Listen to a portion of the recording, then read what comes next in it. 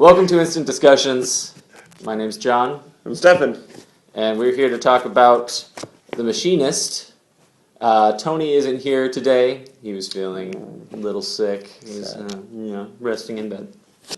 Alright, on to The Machinist. So if you haven't seen The Machinist, first thing I'm going to say is go watch The Machinist. Because we're going to talk in depth about it, and that'll spoil it. Second thing, if you don't like spoilers, don't read the Netflix description. Yeah. I'll tell you that it is a mystery thriller. That's it. That's it? Yep. And that's kind of my favorite type of movie. I like the movies that make you think and that have, thoughts on there. So now the Netflix description is annoying. Yeah. Spoiler alert now. Because it tells you right off, when a cryptic note pops up on Trevor's apartment, okay, so you've got a little hangman thing pops up on his apartment. Yeah. And that's fine. Okay, that's all good. And he has visions nobody else can see. Yeah! Oh, man. When you say it off the bat, now you know that there's not reality there. You're supposed to think that everyone else can see the guy until he starts realizing that, no one else knows that this guy's here. Until the reveal an hour and 30 minutes into the film. Oh, I didn't catch the time on there. That's a little bit of trivia there. That's pretty cool. Because the first time I start noticing things going wrong, you notice that clock on the wall. Well, I shouldn't say that it was the reveal of when for Ivan. It's actually at a minute. It's technically on Netflix. I think they cut out a little bit. It's supposed to be at 1:30. It was at 1:29, but it was at the very end of the film when he has the rug. When he throws out the rug, which is the first thing you see. It was at like 1:29:11 or something like that. So it was like just shy of hitting the 1:30, and I thought, oh, that's so cool. That's so cool. So that's the time that's on the clocks. Is it 1:30 that's the time on the clocks? Yeah, it's always going from 1:29 to 1:30. So it works that it's 1:29 to 1:30. Yeah, it works. Still works. That's... yeah. So that's the thing you first start noticing is wrong if the clock's not ginger. So you could think when it first starts that clock is just broken because it's... the first time it happens. Yeah, the first time it happens you think it's the clock's just broken, but when it happens on other clocks... Yeah, that's when it starts. So you're like, there's... Because I think you first notice it when he goes to the airport. But that's could be totally acceptable because he gets off work at the same time. Mm-hmm. Always goes there right after. The interesting thing is that waitress is there.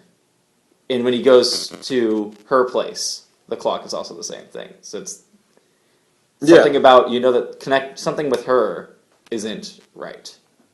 Yeah. Yeah. And then we notice there's the new guy at work who he hadn't seen before, but he's explaining these things as if he's there. So something's up with that guy. But yeah, the first image we see of the movie, it seems like he's just... we know he hasn't disposed of a body much before. He's kind of rough with it. And... He's got feet hanging out. Yeah. Tosses the body down there. Something startles him when he tosses out the body. But it looks like it's just that he's about to get caught.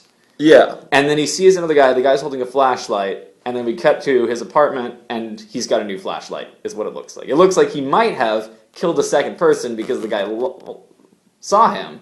Yeah, you don't really know what happened there. That's what it could seem like at that moment.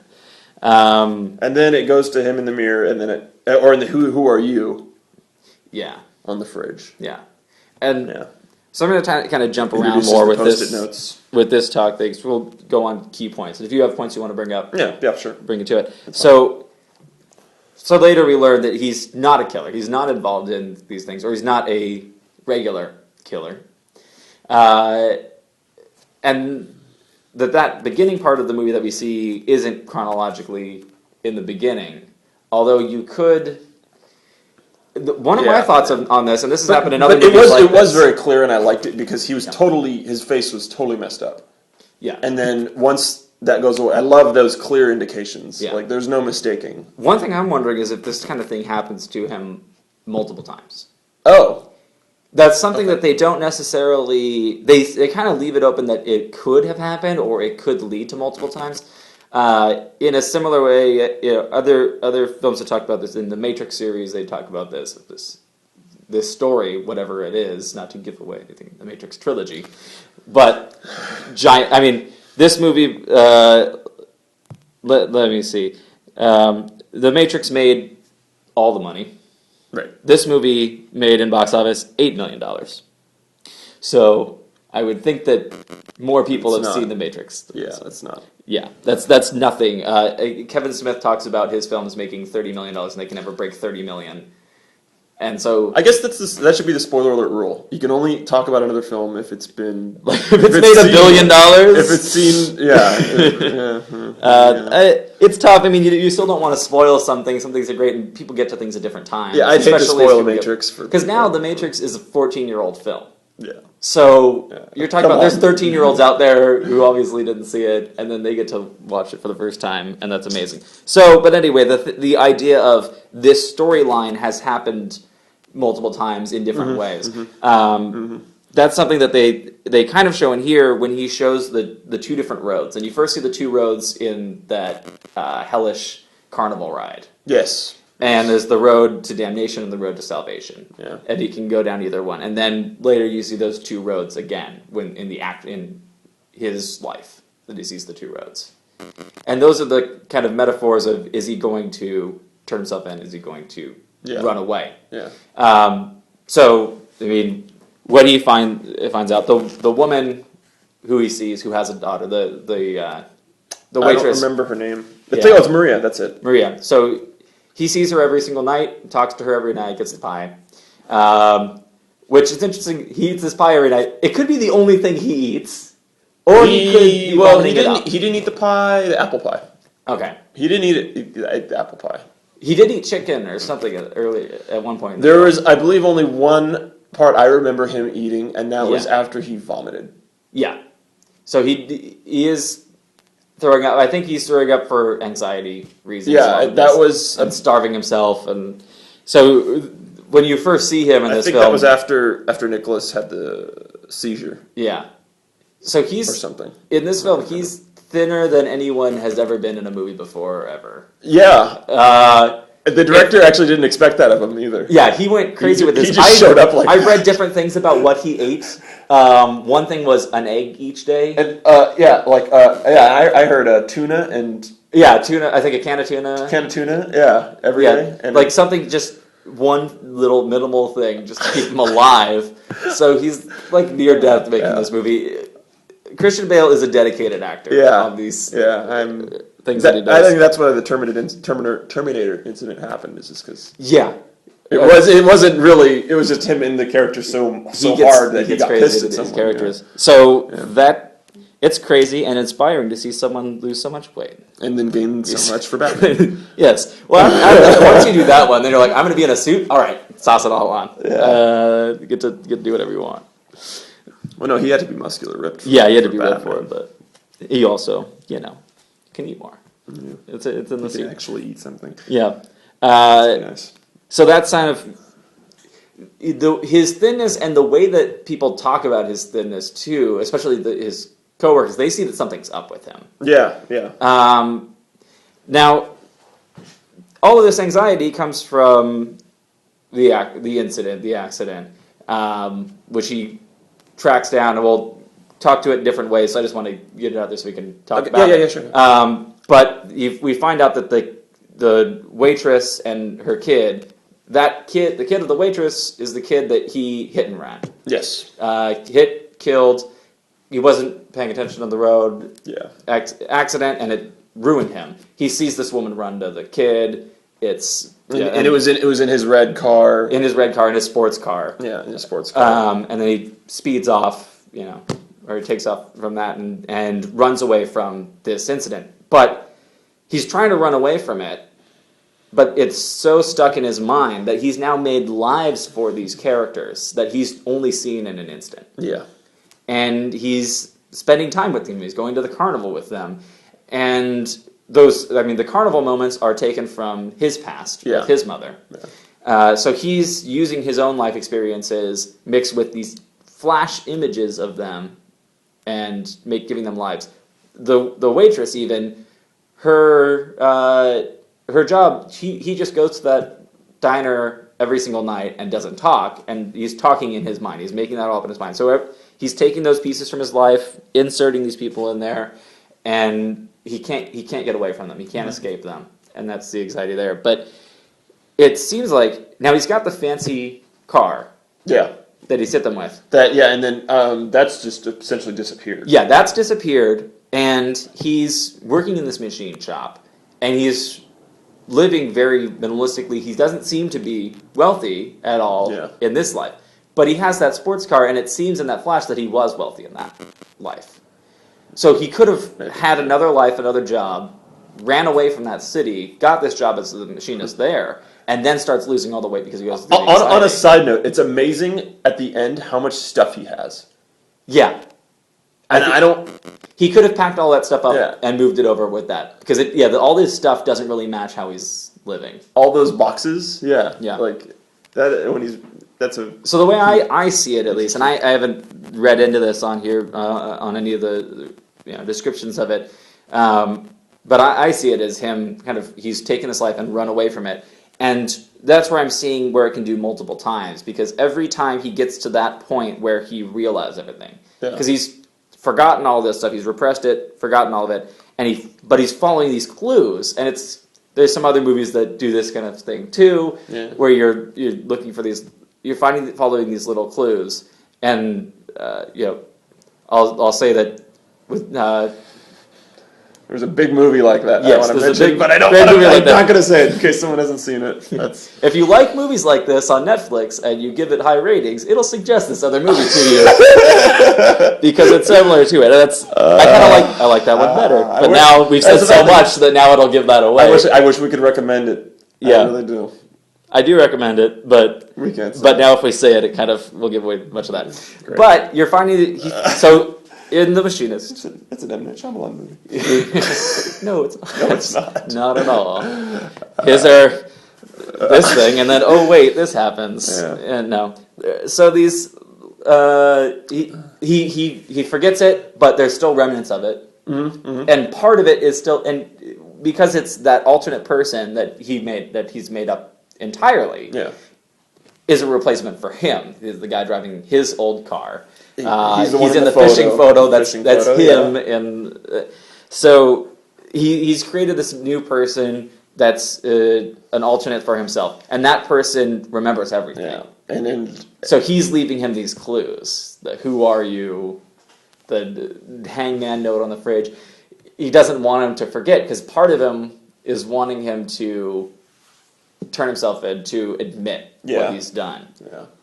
So he's trying to block that out, but each time he gets to that point where he realizes everything and learns everything, and that's when he's driving away and he's realizing he can go to the airport or he can go to the police station. I see. So you think he's made the airport choice? He could have made that choice in the past, and that's why he's always at the airport. And it comes up when Maria asks him if he's. Why do you always come? So out of the way? Easy getaway if he has to. And in his as a machinist in this minimal job, we don't see much to him, and there's not really a reason why he needs to run away. He says it really cleverly, and So there's more to that, and that's because in the back of his mind he's always got this thing nagging him, where there's a possibility he needs to run for some reason because he's got this secret that he doesn't even know he has. So that's where I think that even if this is the first time, this could be the first time that this has happened, and it had the possibility of leading to a sequence. It kind of depends on how much weight he lost beforehand, because he still had to lose enough that his coworkers noticed, because they were concerned about it, or his boss at least was. Yeah, a lot of them were asking, like, "Are you all right? What's going on?" But maybe when he goes to a new place, he starts eating right again, and is healthier, and then deteriorates as the clues start coming. It could be. But that's the thing where this could go into a cycle where he keeps repeating the same actions. Yeah, I mean, it could even be that this one problem is like he gets to the point where he starts remembering it, and then he just totally leaves. Yeah. And it's the same problem, and he could have left, once before and then forgotten about it all over, and then slowly regurgitated it. And that's that kind of repeating pattern thing.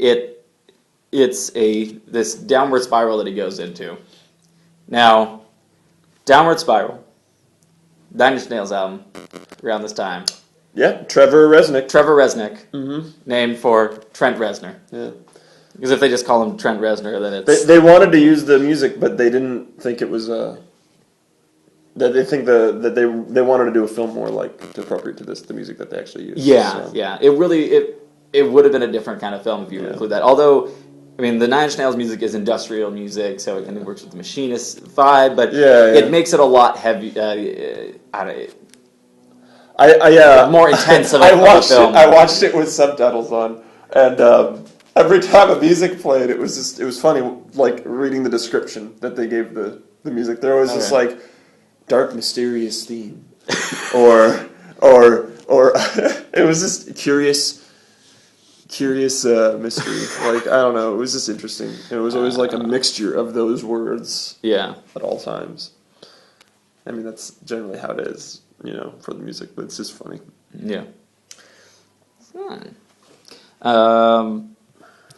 I loved how I just loved how thin he was, and then working around these machines, and that feeling. I remember I didn't get it as much this time, but I remember I watched it the first time, and it was just that feeling of all that tension. Yeah, and he's got the because he seems so fragile. Yeah, and he's weak, he's distracted. All of those things lead to problems in that work environment. Yeah. And that happens. Someone gets they lose their arm because of that. Mm-hmm. And then he almost loses his arm because of that. And that is dangerous. You could not be in that environment under all of that stress. Yeah, particularly with that much insomnia. Now, people can die of insomnia, by the way. Yeah, I think they said that they could. He said that you can't die of insomnia, but people can die from insomnia. There's a certain disease that's like 0.000% that people have, and you basically never sleep. Yeah, it'll like kick in one day, and you just start never sleeping, and then you die. But he's getting some kind of sleep, or there might be something that he's getting because of the kind of dream state. He goes into, and maybe. He might be getting something, and that could be. It might be, him alive. And then sometimes you'll see him kind of go, and then just conk back in. Yeah, for a second. That could be enough, technically, to survive. Yes. Haven't slept in a year. Did you have other points on the movie you wanted to bring up? I kind of went over all my main things. I don't know. I really liked the pacing of the film. I think that they really did a good job, like giving you bits of information as it was required. Like, they introduce Ivan, then the guy gets hurt, and then they find out the bosses find out, and then you're like, what the heck's going on with this guy? Is Ivan just and then Ivan just some random guy that he's drawing him against everyone else and. Even when the other guy loses his arm, he's still like he's understanding. He's like, it's cool. Just these accidents happen. Yeah, that guy's pretty nice about it, actually. Yeah, he was really nice about it. Like his wife might not have been so. His wife wasn't as happy, but he was more understanding of it being an accident. Mm-hmm. But then he's still aggravated by this guy when he sees him acting crazier. Then he seems a little more concerned. We don't see much more of him after the one-armed man after that. Yeah. Yeah. Let's see. It ruins his. I think I do have a couple more points. He has his relationship with the call girl. So he's dating a prostitute. Mm-hmm. Kind of. He's. And I did get that sense with that character. I did get like a kind of a. I definitely got that. Okay, this is like a separate from his life. Like, Yeah. This girl is different. Like it's not part of what's going on. Yeah, really it's here. not part of the You can crazy. It's definitely him get. leading his normal life. Yeah. And if he could put all this aside, they could have a good life because she would stop being a prostitute. They'd get together and marry. But then their relationship is torn up because she's got an ex-boyfriend who now he thinks is this Ivan yeah. who is him, so it's not Ivan. And I liked how they didn't show the photo. Too, yeah. When yeah. We see it through his eyes, but we don't see it. When she goes, look. Yeah, when she look shows at this. It. Yeah, it's you. She thinks he wanted him. He wanted her to have that. Yeah, that was kind of weird. Yeah, I thought you wanted me to have this photo. It sounds weird at first, but it does because it's like, why would he want you to have the photo without him in it? No, that doesn't make any sense. It does make sense. Yeah, so it does because it is him. But she's kind of forgotten in the rest of the story. We don't have conclusion with her because we've got conclusion. There's closure between the two characters. It's sorta. I think it was probably a little too. It kind of, but it just kind of ends. Yeah, I thought that. I felt that like if I was the girl, like she seemed to like really care about him. Mm-hmm. Maybe if she visits him in prison afterwards. Yeah. And then realizes what he was going through. Like, there could be something more. But if she's a prostitute and going to prison, maybe... Probably not a good idea. Yeah, it depends. Should be around the cops at all. Mm-hmm. So that's kind of tough. So maybe there's something that can happen with them, but... Yeah, at that moment, it's just like, oh, and that's over. This movie really focuses on the one thing. Yeah. So I rated this a 4 out of 5 on Netflix. Even though it's my favorite type of movie and I love this kind of thing, that's why it gets that 4 for me. But it just lacks something in that I think a lot of other films that do this, there's just something more about the character there's more built up on the character relating to this incident of what's happened. This kind of just affects one aspect of his life that then it hurts the other aspects of his life, but it's just this one kind of micro thing about he hit a kid and then goes away. It doesn't affect as much of something that's happened to him in his past. Like they show his mother and him at the carnival, so we get that's a little glimpse of his past, but not really anything of significance. It's just that he's gone to the carnival with his mom before. We don't learn about his family or anything before that incident.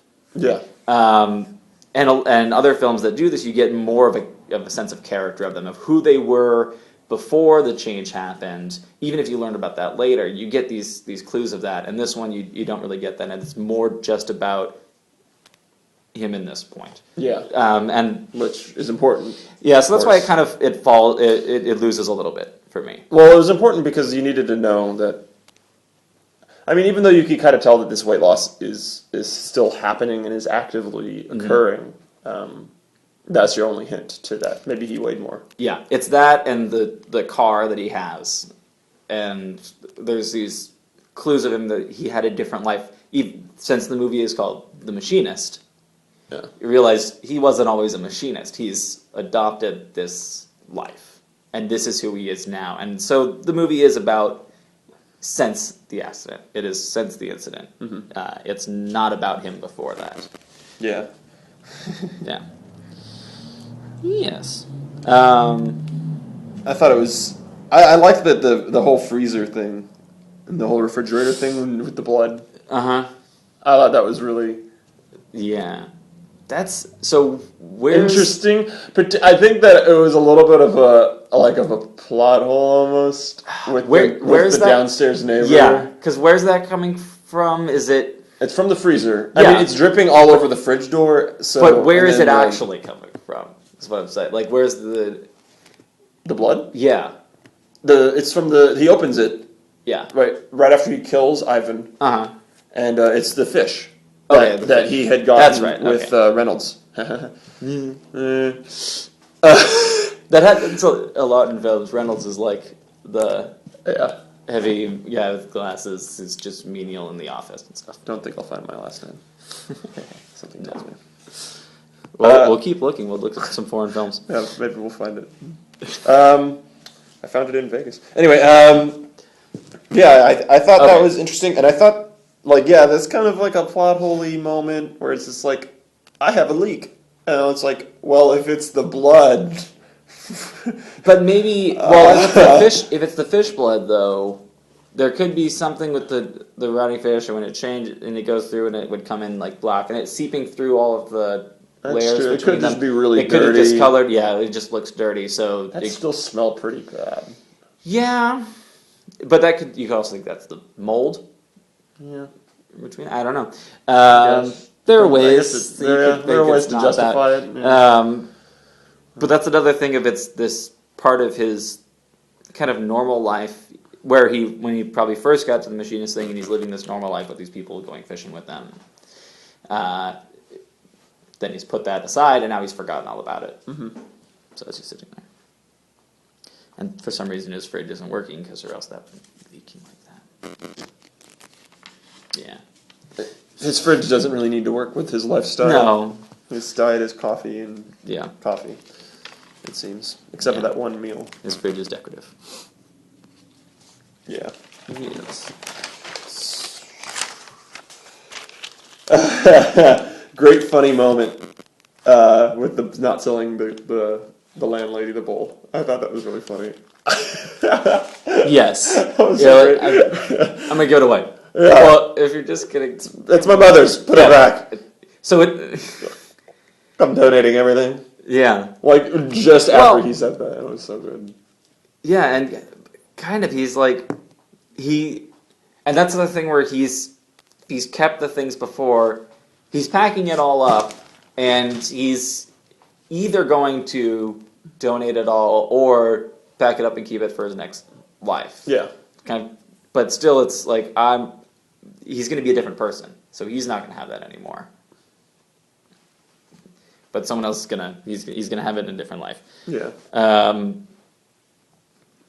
But I think he kind of knows what he wants to turn himself in at that point, because he's saying he's going to give things away, and he knows he's going to be going away. Either way, he's going to be either leaving to a different city or being locked Something's up. happening where he's not going to. Yeah, but since he's driving towards that direction, he's got that in his mind that maybe he's going to turn himself in.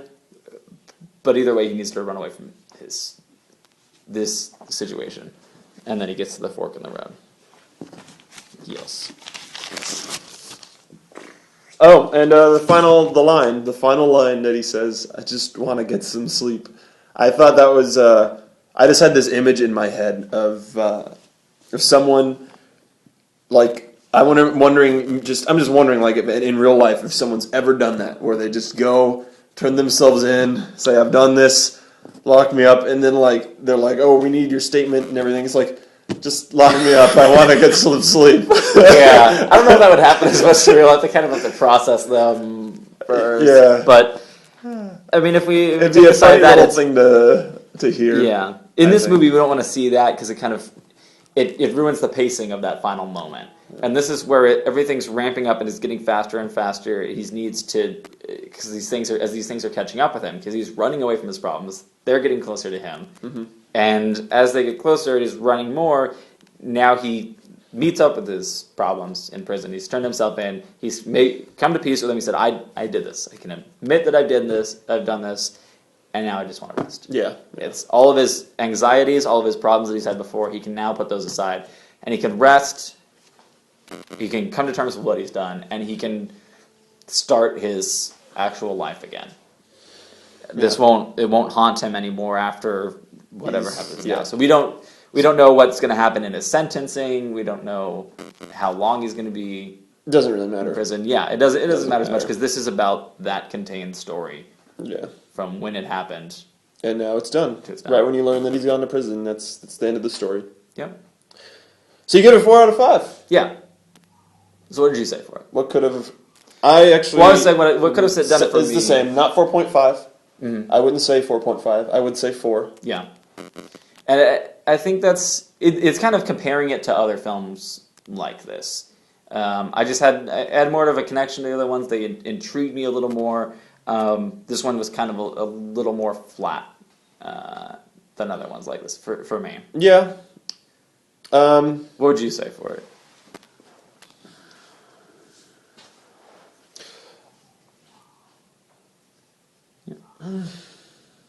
I mean, it was a very intriguing film. Yeah. You've got... What could have earned that last star? I think what's nice is that you do have the notes from the beginning. If there's a bit of mystery in the beginning, that you know that there's something more than we're just watching the story of a machinist. Yeah. Especially when you go in with something like that. There's lots of films like this where they'll kind of turn me off on the movie because I don't read a lot of the descriptions because I try to avoid that, but you just see the poster and you see the title and you see, oh, this is a movie about a machinist, oh, this is a movie about a fight club, and I'm not interested. If I always saw the poster of Fight Club up on frat doors and stuff, and I was like, that's just a bad impression. I think of like, oh, this is a movie where people beat each other up, and I don't know, totally like boxing and stuff. Filled. Yeah, so you're like, you think of something like Rocky, and you're like, I don't want to watch that. And The Machinist has a similar kind of picture to that kind of thing of just like this. If you were to give the movie a description, I mean, because you have to give it more than just. You would have to, like, even a sentence. I mean, the first part... All right, let's see. The IMDb description says, an industrial worker who hasn't slept in years begins to doubt his own sanity. I don't know if he does. He doesn't begin to doubt his own sanity until way later in the film. That's way later in the film. I like the Post-it note thing. An industrial worker who... hasn't slept in a year, sees a mysterious note on his fridge. Like, some of those are just like the pitch thing where you're... That's how you'd kind of do the studio pitch, the first line. It gives that, this is the guy, and this just happened. Yeah. There's a note on his fridge. I would almost want to mention something about Ivan, his character existing, and that there's some foul play here. Yeah. And that there's some kind of foul play with this other character. I'd love to somehow say that without giving any specific detail away. You could say he's being tormented by a mysterious man. There you go. That would be a great description. Yeah. Is a machinist worker, an industrial worker. You can even say who hasn't slept in a year is being tormented by a mysterious man. Yeah, because that haven't slept thing it's a big thing about him, but you see that right off the bat. Yeah, that's from the beginning, so you're not really spoiling anything. Yeah, though you don't want to give away the very first thing in the movie. Like, you kind of give the next thing away because the first thing is like a shock. Then you're like, he's disposing of a body. Yeah, you don't want to give away that intro. Yeah, but you give away the next part, was just the first thing in the movie. That's the normal scene in his life. Mm-hmm. That's kind of what you would say. It's really tough to give these things. Let's see. And I love the tagline on the poster. How do you wake up from a nightmare if you're not asleep? That could work because you're still saying that this life, there's something wrong. Yeah, there's something wrong. It's something that makes it a nightmare. So it doesn't. It says he's not asleep, so it does say that if he's not making it up. And that kind of works. If you see the poster with the title on there, that kind of... that's not Netflix, though. So that's probably why it's a lot better. Yeah, and that's how they sell the movie in for theaters on the poster. Yeah. Yeah, Netflix is pretty bad with their descriptions. Yeah. Sometimes. Yeah. Sometimes they're all right. I mean, Old Boy was all right. I thought that was good. Yeah. They didn't give anything major away. No. Just says he's been locked up. That's it. I'm trying to think of what would earn that 5th star for me. Or even a 0.5. Yeah. It recommends it to me with just above 4 stars. Yeah. But 4 stars is pretty good. Yeah, I mean, it's still a good film. I wish I could think of... It's not lacking that unknown thing, and that's that thing that adds that 5th star is just... It's something it has that to really catches you. Yeah. Yeah. That's just what it is. I think it could potentially earn 5 stars from people, but just depends on their flavor. Yeah. How they like their food cooked. So it's directed by Brad Anderson. Who also did... So the other things, he's done a lot of television. Oh, really? Yeah. He's directed The Shield, Masters of Horror, The Wire, Fear Itself, Rubicon, short-lived sci-fi one, Undercovers, which only really made it like 3 episodes. Yeah. The pilot. That was a J.J. Abrams one.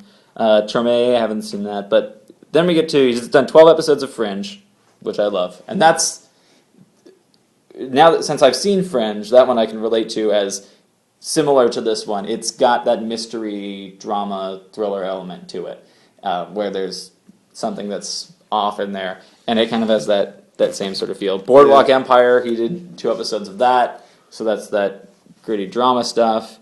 I actually haven't seen anything that you've mentioned. I love these shows. He's worked a lot with J.J. Abrams, so we've already seen Undercovers, Fringe, and then Alcatraz, which J.J. Abrams did too. He did an episode of that. And I saw those ones too. That also has that mystery element where there's something going on there. So as far as movies, though, I haven't seen his other films. He did Vanishing on 7th Street. Nope. Haven't seen that. And Session 9. Nope. Happy Accidents. No. Well, so that Session 9 is one that it recommends after you watch this. Well, for in you. Netflix, yeah. For me, it recommends that for me. It recommended something else for me. It might change. The different ones. So that one it might be interested in. It seems more, maybe it'll be the same one. I think it recommended it to me based on how I found the film. I think Netflix does do their program is programmed very, very well as far as like trying to recommend you films, because the way I looked it up was the easiest way I could think of, which was I looked up Christian Bale. Because Bale is really easy to type in, and I'm just like, hey. So then it'll recommend you other Christian Bale? Yeah, it recommended me, what's that, begins with an E, it's one word, begins with an E. Equilibrium. Equilibrium, yeah, it had that on there too. Me And that's got another Equilibrium thing. That's that kind of, when it first came out, it looked like a Matrix knockoff. I actually haven't seen it. Alright, I'm not saying anything about it, but it looked like a Matrix knockoff when you see the poster on it. Yeah. Was it good? Did you like it? Yeah. I liked it. It's one of those. It's not great, but it's pretty good. So the next film he's got coming out is The Call, which I see constant commercials of, and just from the trailer I see of it all the time. I go see a lot of movies in theaters. I'm interested to see that it's the same director as The Machinist, because Is this something that I don't know about? I don't know. It's that has existed? Like, is it like based on a book or something? Or I don't know if it's based on a book. Or do you just know about it from trailers? I know about it from trailers. Oh, okay. Stars Halle Berry. I see. So the trailer like kind of led you to believe it's some kind of different film than what Brandon Anderson usually does. I don't know, because I haven't seen his other movies. But just in thinking about The Machinist and all those TV shows that you've seen, the thing that goes to that, and the TV shows. Because it seems like a very straightforward movie in the trailer. And he likes to be although I think mysterious. I mean, I don't like how much they give away in the trailer for that, because it...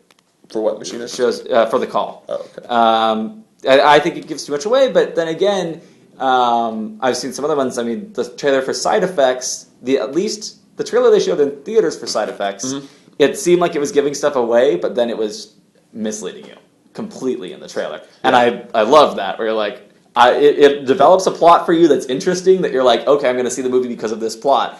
And then you realize, oh, that's just the red herrings of this plot. Kind of like if you're doing a Psycho trailer and you're like, this girl steals money and needs to run away.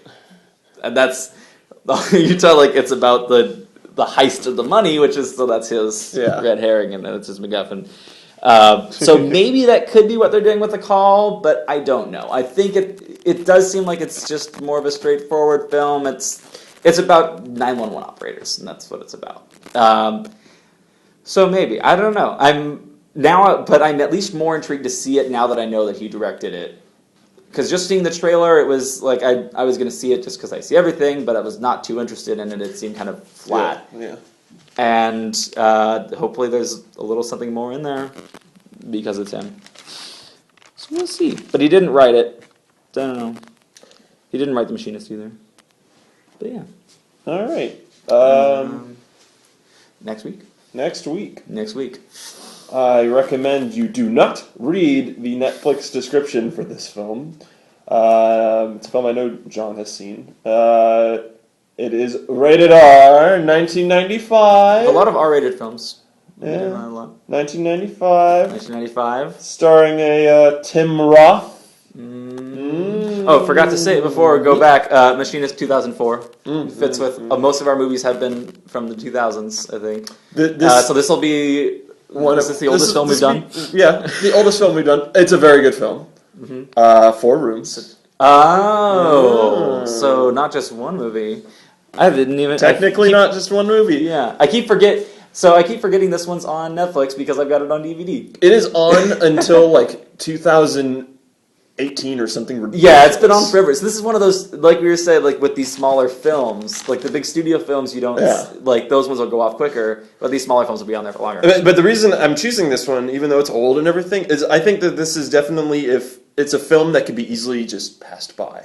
Yeah. And unappreciated. Yeah. And it's better than that. Yeah. It's a better film than that. Check it out. Watch all of it. And boo on Netflix, by the way, not just don't read the description because it gives stuff away. It didn't mention one of the directors. Oh, it gave 3 directors. Oh. Yeah. I can imagine that happening because you get big name directors and then you're like, oh, and this other person. Because it said Tarantino, of course. It's going to say Quentin Tarantino. It said Robert Rodriguez, and it said Allison Anders. And then it missed Alexandra Rockwell, who did the is it Odd Couple? Oh, no, what is it? What's the room called? That room. You know what room I'm talking about, right? The Room? I think it was the second room. Room 404? Room 404? I don't know. Oh, you mean in 4 rooms? Yes. Oh, well, I don't want to give that one. Right. Well, I'm saying that she directed that scene. Yeah. So in try not to give too much away, it's called right. It's called 4 Rooms, and it's interesting. And I'm going to say if you don't like part of the movie, keep watching.